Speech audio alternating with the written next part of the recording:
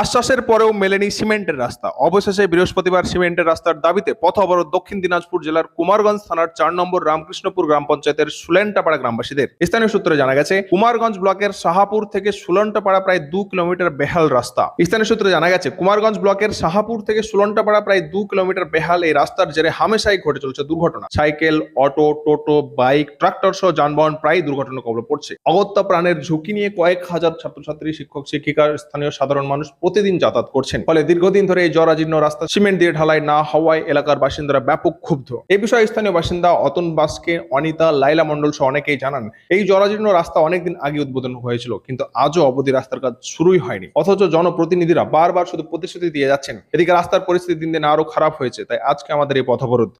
যেতে পারতেছি না, প্লাস আমরা কোনোরকম যেতে পারতেছি না, গাড়ি ঘোড়া চলছে না, সাইকেল চলছে না। আপনি জানা সত্ত্বেও এই কাজ হয়ে গেল। আরে দাদা কথাটা আগে শুনবেন। আপনি ঘোড়া কি উদ্বোধন করলেন কেন? অঞ্চলে দিব বলে অঞ্চলের কাজ তো উদ্বোধন হলো কেন? সেন্ট্রাল সরকার দিবে কি না? দিনাজপুর থেকে নাজমুল সর্দারের রিপোর্ট, এনবিটিভি।